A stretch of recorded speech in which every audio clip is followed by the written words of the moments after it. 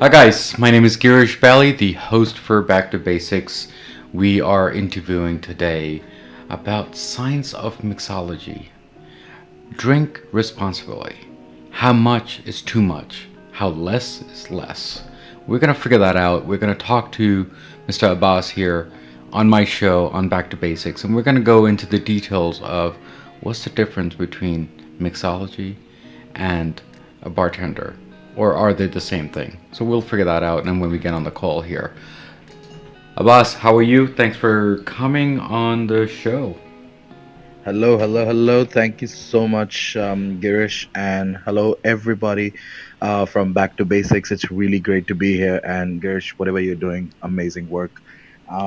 Yeah, so let's speak about the science of mixology. Yeah. So a lot of times what happens is in Well, hold on, mixology. Abbas. Hold on. Before we get on the whole details of the show, because I know you are very excited about the topic. Absolutely.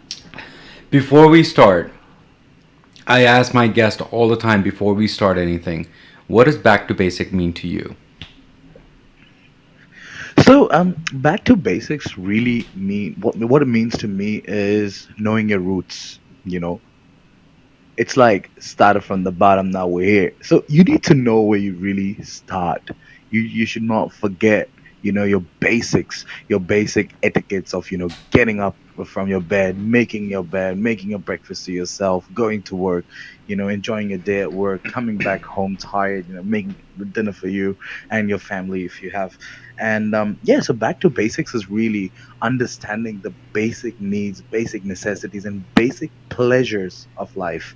That is what Back to Basics is to me. Yeah, thank you so much for what you're doing and what you have explained what back to basic means to us and to you. It looks like I've asked this question almost every guest, and it seems like there's a different answer for everybody. So thank you so much for explaining that. So I know, Abbas, that we were supposed to do a video call today, but I think the location where you're at, which is not visible well, so that's why we're doing a session today on Clubhouse also and on a live audio based today. So thank you for coming on the show, first of all. So Thank you. what is the difference between mixology and bartender, or is it kind of the same thing? So, mixing the right amount of alcohol with the right amount of refresher to make it easy, to make it taste delicious is one thing, but making sure it tastes good without losing the zest of the alcohol is definitely something, it's definitely something the Einsteins of bartending cooked up very carefully. Hmm. So while one may believe that making a drink being an easy task for the bartender, mixology requires genuine chemistry of components to feed out innovative and excellent cocktails. A good mix is the behind the scenes of a good cocktail. Hmm. And yeah, like if I talk about it, mixology is generally accepted as a refined and in depth study of the art and craft of mixing drinks and making drinks. Thinking of it as the study of chemistry of drinks, and the mixologist as the professional who studies that. A mixologist is just like a chef, but for drinks and not for food. Yeah, thank you so much for that. So it's gonna sound like a joke, but it's actually not. Okay, is there like a university or something that I have to be a Absolutely. mixologist degree or something like that? Yes. So there is a degree. I am a qualified mixologist. I've spent three and a half, around 4 years with my internships and my on field job experience to become a mixologist. And before I become a mixologist, I was supposed to be a bartender, a senior bartender. Before senior bartender, a bartender, and then a glassy. A glassy is basically where you start. You need to know how to clean your glassware. You need to know how important it is to have your glassware sanitized and clean at a certain amount of temperature inside your dishwasher, Hmm. because these are the things which will actually reflect upon the taste of the drink as well. If your glass isn't cleaned right with the right solution, it might go haywire when it comes to the taste profile. So yeah, that's how it starts. Okay, okay, cool. Thank you so much for that. And so basically, if I go for a bartending school, that's different than mixology school. Absolutely. So a bartending school will teach you how to make drinks. Whereas, like I said, a mixology, when Hmm. you study mixology, Hmm. it will tell you the components, the chemistry behind the drinks, the spirits, the Yes, yes. flavors. It's like going to a hotel or a cookery class, or if you are going to a chef school. Going to a cookery class will teach you how to cook, but it will not teach you what is the amount of iodine it's there inside a pinch of salt, Hmm. right? So going to a mixology school, so I've done mixology as a degree from Auckland University, New Zealand. What happens is they teach us the components. What is the acidity level, how much tannin is inside the wine, where does the tannin come from, what is the difference between a white wine and a red wine. Hmm. Does the white wine mean that the grapes are supposed to be white, or does the red wine mean that the grapes are supposed to be red? No, that is a myth. The color actually comes from the tannin, the skin of the grape. So these are the small things which you would learn in mixology, but not as a bartender. Hmm. Yeah, thank you so much for that. So let me ask you this one of the myth questions that I've had, and then I'll ask you some other questions that we have kind of talked about earlier today. Sure. So, shaking a martini, is it bruising the gin? Because I think shaking the martini's supposed to be shaken up, right? But I guess gin, I think you're kind of ruining it when you're shaking it. Or am I saying the other way around? Can you explain that? So, all right. So when it comes to martini, martini is a very it's not really a complex drink for a mixologist, because as a mixologist, we know the components that goes inside a gin, right? The juniper, the acidity, and the amount of proof that's there in the drink. However, once you put it in a Boston shaker, and if you shake a spirit, what happens is the molecule inside, it gets blended, it gets activated, right? Hmm. Whereas in stirring, so martini is either shaken or stirred, right? Just like the James Bond when he says shaken, not stirred. Hmm. So obviously there are different types of martini. So the classic martini, or a dirty martini, which really just has like a spoonful of olive brine. Um, so the flavor profiling changes. But when we come to classic martini, the only difference is when you shake it, it really depends on the bartender, the method or the way the person is shaking it. If he's going, and there has to be a right amount of ice in it. If he's going to put the right amount of ice, put the spirits, put the martini, dry or bianca, and if he shakes it, it's about the movement of your hand. It's about the sound that you hear while shaking it. If he's going to bruise it, if he's going to go really hard shake, yes, that will bruise up the gin. Yes, that will bruise up the flavor profiling as well, because the molecules inside the gin are actually getting charged up, they're getting activated. At the same time, it's the ice getting crushed and it's getting melted, right? So you're going to have much more diluted drink if you are going to hard shake it. But if you shake it in a manner where you're just like just going in out, so it should sound something like,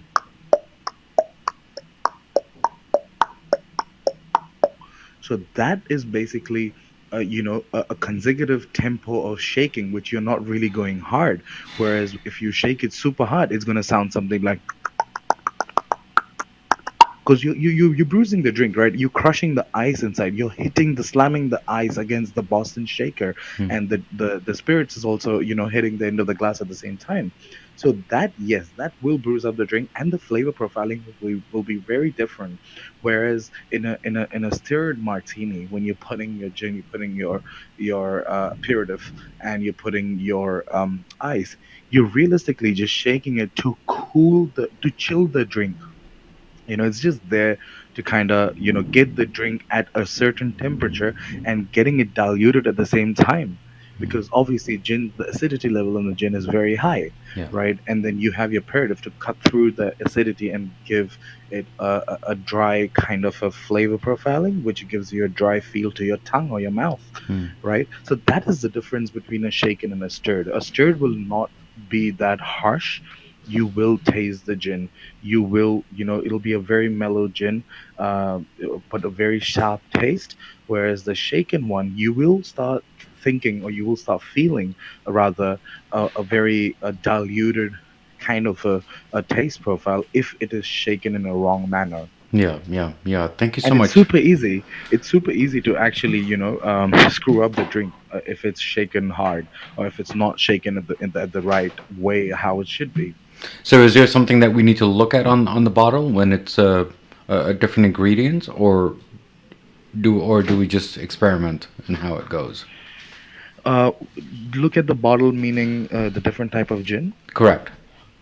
So every single gin have, one common component, which is juniper, right? Mm, But there are different type of gin, which is, there are concoction of gin. People make their own concoction, so it really depends on your flavor profiling. So, for example, if you ask a bartender, like, you know suggest me a good gin for my martini, he would be like, "Oh, why don't you go for the expensive?" He's not going to tell you the expensive. He's just going to be like, "Oh, why don't you go for Hendrix? Oh, why don't you go for Bombay Sapphire, 15 years old? Why don't you go for Tanqueray 10?"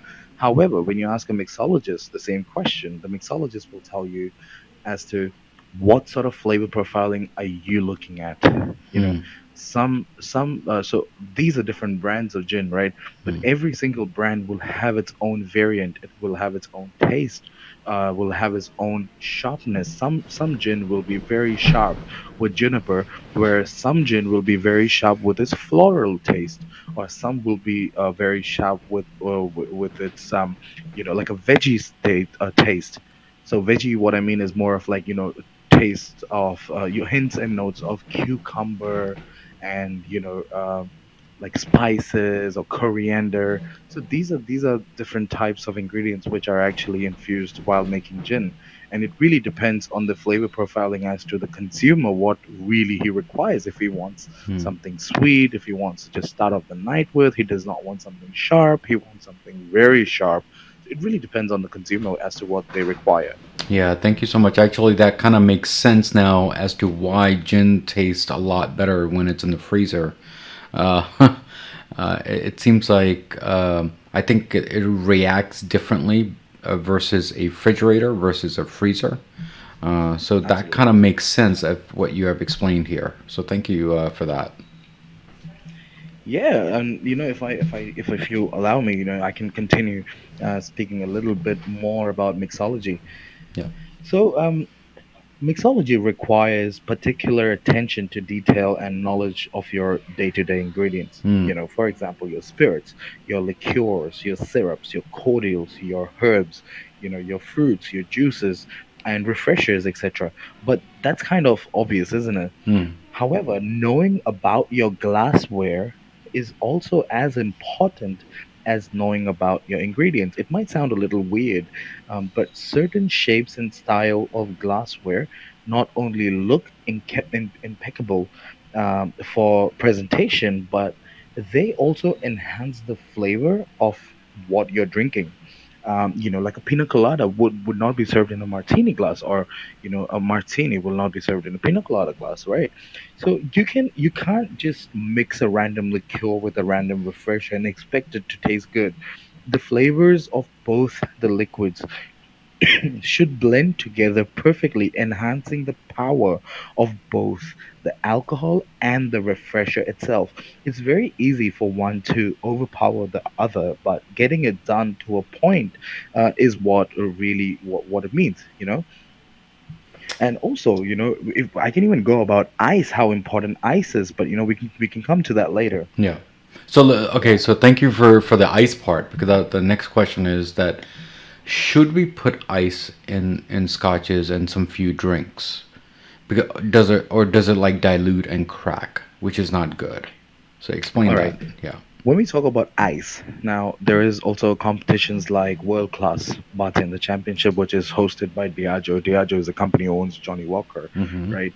And I've won three times international world mixology championships, so like innovative cocktail and classic cocktail for 3 years in a row in New Zealand. Mm. So ice is very, very, very important, because now if you take RO water, Mm. or if you take tap water, if you take mineral water, if you take spring water, you freeze that ice at a certain temperature. It might be cloudy, it might be clear. If you take boiled water, put it in the freezer, quick chill it, quick freeze it, and that the way the ice looks will be very different. So even the ice is so essential because a hard frozen ice will take less time to melt down, whereas a soft frozen ice, there's a difference between soft frozen and hot frozen as well.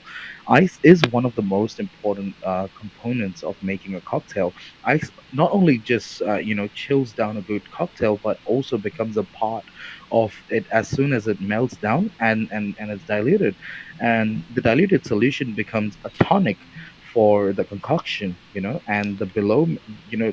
So there are a few examples of how ice is an unsung hero in the saga of making a cocktail. Yep, but I can, Abbas, is yeah. there a difference between a cubed ice, crushed ice, or a small piece? Absolutely. Is there a difference on that? Absolutely, absolutely. So if you take a block of ice, you leave it out, and let's say your room temperature is 24 degrees Celsius, right? You leave it out a good block of ice, whether it is a square shaped ice or a rectangle shaped ice, but with the same amount of quantity. So, for example, if I take 200 grams of block ice, all right, frozen block ice, I keep it on 24 degrees Celsius just on the side. Or if I take the same 200 grams of crushed ice, I keep it on the side, in 24 degrees Celsius room. And if I take just, muddled ice, just like small bits and pieces, chunks of broken ice, but again, 200 ml of ice, I keep it in the 24 degrees Celsius room. Hmm. There is a very high possibility, and it is obviously proven, because the molecule, the hard molecule, the frozen molecules of the crushed ice are already separated. They're still not intact, right? The atoms are still not intact, which is why it will melt faster than the block ice. So the muddled ice and the crushed ice will melt faster. Hmm. uh, you know, and the block ice will take its time to melt, very subtly, very smoothly, even though if it's in the same room temperature, right? Yeah. Because the molecules are intact together, and it's like a magnet, right? You put a magnet, you take side A of the magnet, you stick another magnet to it, the side A will attract. Then you take another magnet, it will intact again. Then you take another magnet, it's gonna be intact with each other. It's gonna be really strong at the end of the day, right? Yeah. Exactly with ice as well. So the block ice, the molecules are so intact with each other because of the temperature inside the ice. It takes a while to melt down. Hmm. So now we talked about the ice part. Why is it so important when we make cocktail drinks? We put fire in there. Is there a different reaction to this, or do we just make it because it's cool? So when we speak about the fire, okay, just give me 1 second. Just allow me 1 second. Yes.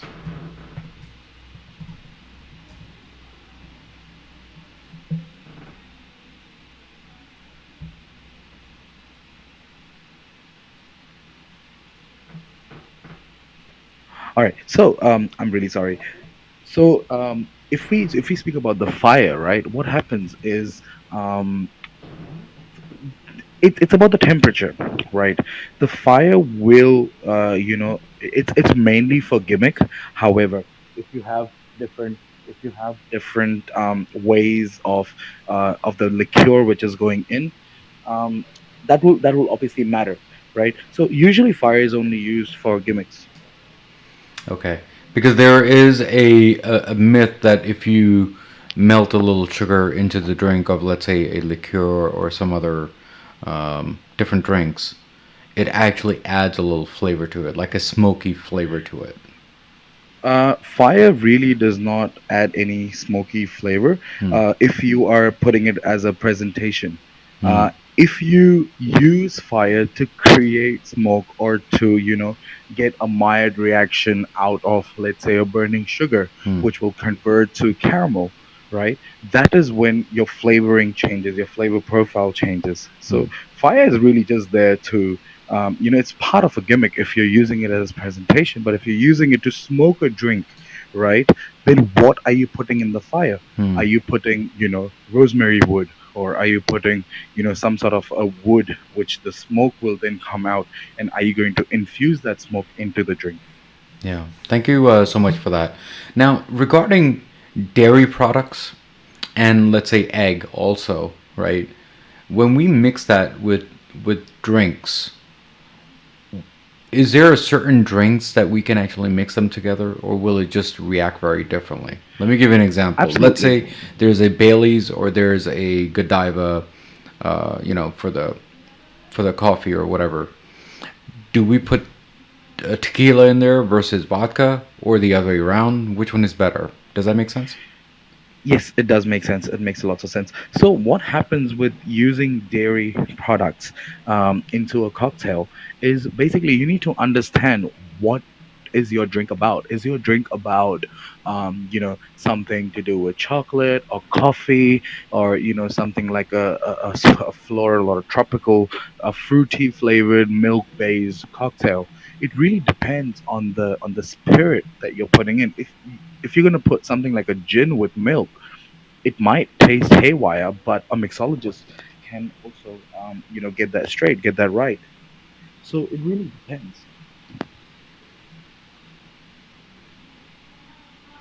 About, I think you faded out. I did. Yes. Okay, give me 1 second. Am I?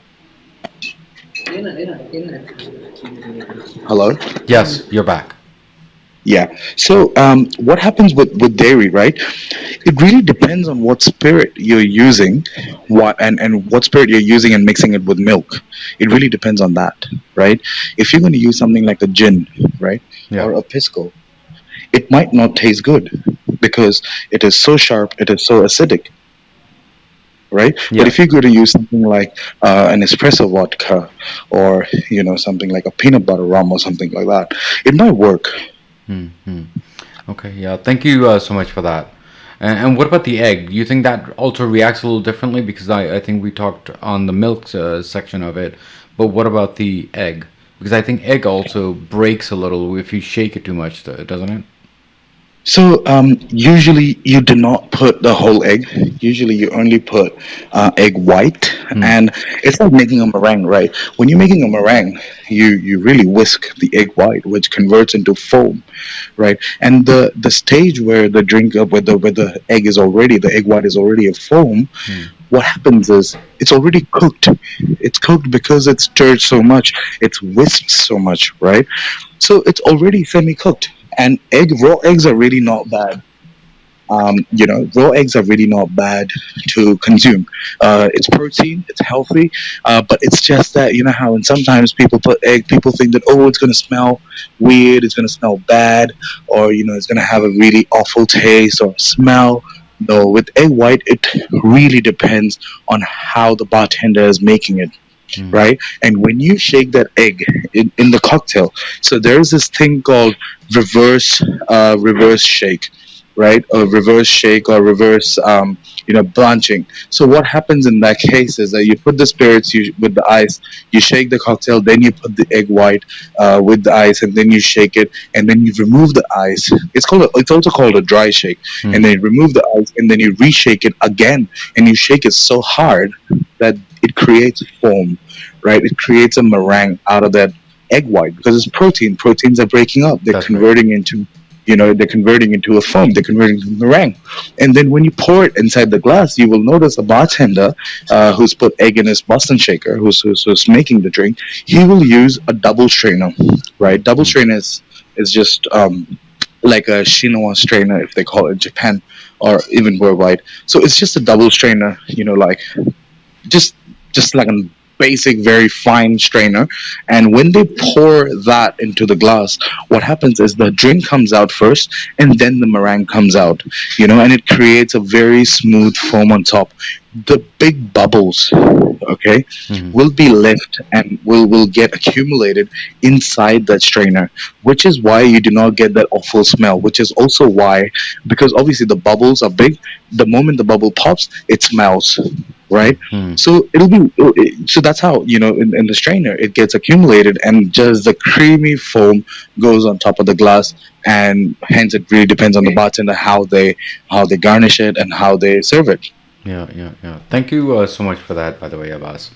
So now the question is, because I think in one of the rooms that we met on Clubhouse, you were explaining about sensible drinking, or I should say responsible drinking. Okay. Now there was this one example that you gave is, let's say if I want to go to a bartender and I want to have, let's say, a shot of, let's say, vodka or something, right? Is there a certain limit that I should be having, or is there a science to it to how much is too much? So can you explain that? Yeah, for sure. So what happens is basically drinking responsibly. What means is, you need to understand that how much drink to consume, Right. right? Right. And how much drink to consume.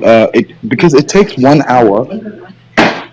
Sorry, it takes 1 hour from a human body to flush out 30 ml of alcohol, right? Because obviously your heart is pumping, right? And your blood actually has alcohol inside you. It's the sugar level, Yeah. right? So realistically, if you imagine an hour of drinking, how many drinks are you actually consuming? I personally, according to my experience, um, let's say 2 beers an hour, it's okay to drink. You know, 3 beers an hour, it's okay to drink. And just two 30 ml pegs or 230 ml of drink is okay to consume in an hour. You know, that's the way you're actually not going to really get intoxicated. And at the same time, in between, you know, keep consuming your fluids like water, H2O, vitamin water, juices, carbonated drinks. And what that does is basically it's diluting the alcohol inside the body, and which is why you will not really get, drunk really fast. Hmm.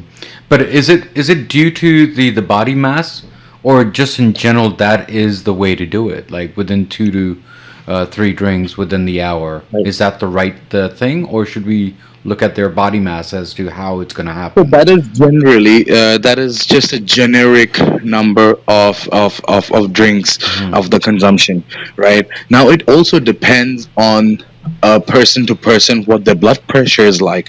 Now I cannot afford, to have a medical professional to sit over there and check the blood pressure Of as course to how not. much a consumer can drink alcohol, right? Of course That's not. just a Yeah. generic body. Hmm. Um, the thing is, if it's about you, it's about your mind. The moment you find yourself tipsy, the moment you find that, okay, my eyes are shutting, or I'm lisping, I'm not talking right, I'm not my senses, stop drinking.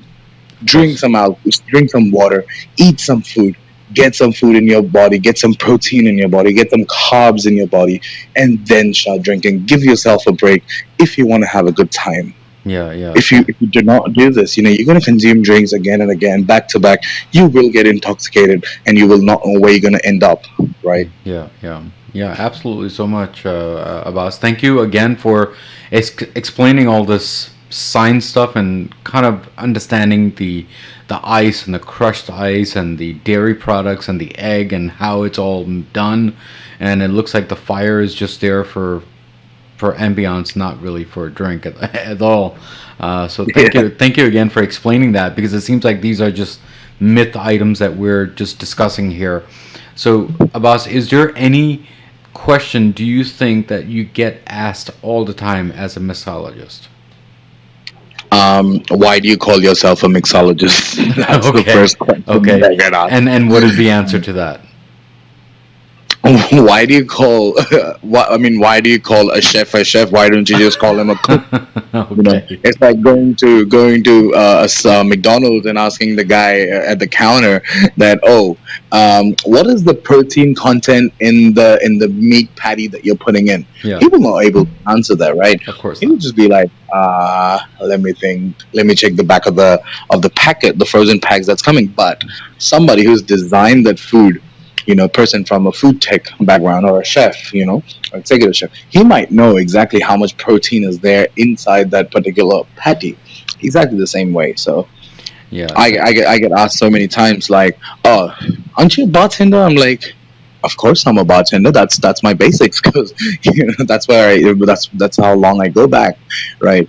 But if I see somebody who is intoxicated, I will know as a mixologist what things to do in order to prevent this person to be intoxicated. of course. How can I help this person to go home safe? What can I do to offer this person, on the house so that this person does not get home wasted and is really not in his or her senses. Yeah, So yeah. yeah, these are the common things that we face in our day-to-day lives. Oh, cool. Thank you so much, Abbas, for coming on the show and making this brighter for me. And hopefully we'll chat more. Actually, we will chat more because I think now we're just friends now offline. So thank you again for what you do and explaining all the detailed stuff. I'm pretty sure there's other stuff that I'm missing because I'm pretty sure I can have a part two of this. But it looks like so Absolutely. far what we have discussed, I think it's an eye opener for a lot of different people. So thank you again, Abbas. Thank you. Do you have any last words for Back to Basics before you leave I today do. from us? Go ahead. Back to basics. I want to tell this to everybody, whoever is listening, right? Back to basics. When was the first time you had alcohol? Think about the amount, the quantity. What type of drinks did you drink when you first started drinking? You will know and you will remember that the moment you had your first drink, second drink, third drink, you were already tipsy back in the days, and then you stopped. But then over the period of time, you started consuming more and more and more because, oh yeah, getting drunk is cool, but no, it's really not cool. You think that, getting drunk will, excite yourself. It might excite people around you. However, you are actually damaging your body, right? You're actually damaging a lot of parts of your body. Consumption of the right amount of alcohol, it's actually healthy for your body to function, and it depends on what sort of alcohol it is. Mm, You know, overconsumption of alcohol leads you to things like drug abuse, domestic violence, because it's a hyper drug at the end of the day. It's not a calming drug, right? Your body is reacting to it. You're not in your senses. You do not know what you do while you're drunk. So these are small things. And going back to basics, when you start drinking, just keep it to yourself. You need to understand that don't let alcohol control your body and your mind. Let your mind and body control the alcohol rather. So yeah, that's all I got to tell everybody. yeah, thank you so much, Abbas. And we're going to be asking some few questions to you on Clubhouse if that's okay with you. We have like a few minutes of that. So thank you again coming on my show and making this brighter for me again. And Thank you Abbas, so much, stay, Girish. no matter what you do, stay blessed, and we will definitely stay in touch as usual, as always. So thank you again. Absolutely, absolutely, Girish. Thank you so much. Thank you, everybody listening. So, guys, we spoke with Abbas today and we talked about the basics of the drinks and how it's supposed to be calculated, how is it supposed to be drinking responsibly, and you should drink responsibly. I think that's what we're trying to say here. It's all about being healthy and being cautious about what you're taking inside your body too and what type of quantity you should be taking. There is a quote of the day from Back to Basics as usual, as always, and here's the quote of the day from Back to Basics. The quote of the day, give me 1 second here. I think my eyes are going away as usual. And here's the quote of the day: a bartender is just a pharmacist with limited inventory. So what does that mean? It means that you have to have a certain quantity of inventory to put in your drink. And that's what he said, Abbas, right? So guys, take care, God bless, and I will see you next week on Back to Basics Scare. God bless.